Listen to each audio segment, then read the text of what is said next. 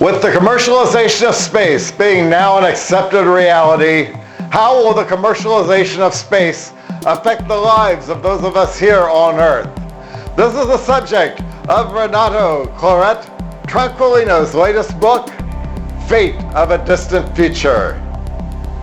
This book speculates on the exploitation of space, not necessarily with space tourism, but with mining on the moon, mining gold and other valuable minerals. They've actually taken rock samples there and they found these minerals and gold. A lot of things that NASA has already done, like back in the 70s. As you know, there's a lot of Apollo missions that went up there and gotten samples of rocks. And they found that it's worthwhile actually mining on the moon and even possibly setting up a colony there for mining, because they also found some pockets of water, like or ice that they can throw into water and then support life.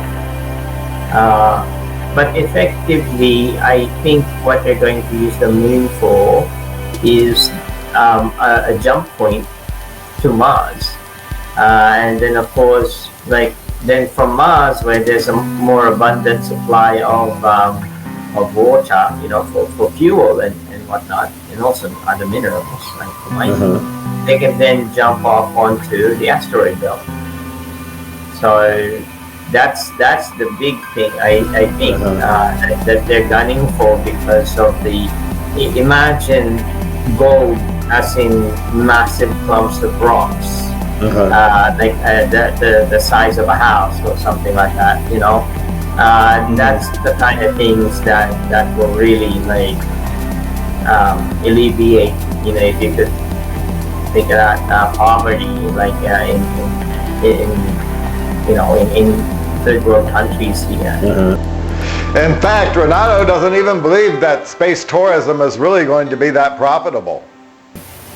I think what we're seeing now is more of an introduction offer to whet your appetite, but eventually I don't think that kind of space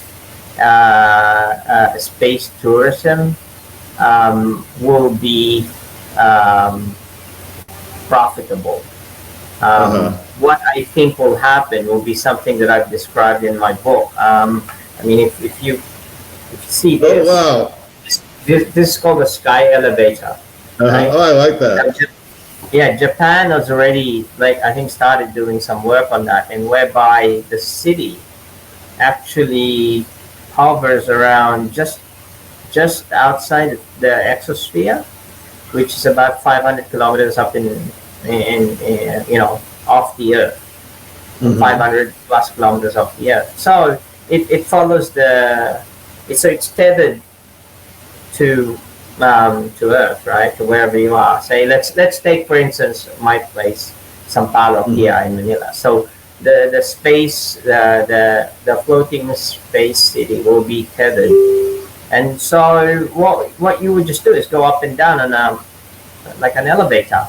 Like goods, people, and all that will be just up and down. And then once you're up there, you can experience weightlessness, or they can generate some sort of electromagnetic simulation of gravity, so that you're not constantly floating.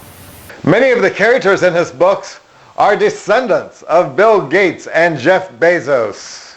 Now, in your book, one of the characters, wasn't one of your characters a descendant of Bill Gates?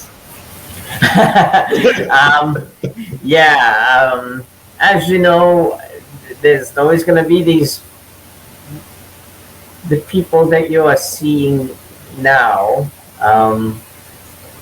may not necessarily be the same people that you'll meet in the future, but certainly there will be these personalities that would be descendants from. We're talking thousands of years here in between. Right.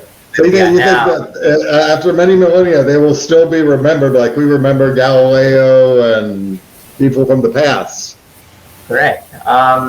I think there will be direct descendants from these people going forward in the future, because because of the technology that we now have, the record-keeping capability Right. that we have. And after centuries of video documentation of how people live their lives, in an age of deep fakes, will we really be able to trust our eyes again? I feel the need to lead. Oh, I saw that. That's very realistic. Right. Okay. There's no problem doing that to any of us right now, and having an AI that has a mindset of a 10-year-old cover for you whilst you go to the bathroom. All these tough questions are explored in Renato Traquilino's latest book, Fate of a Distant Future.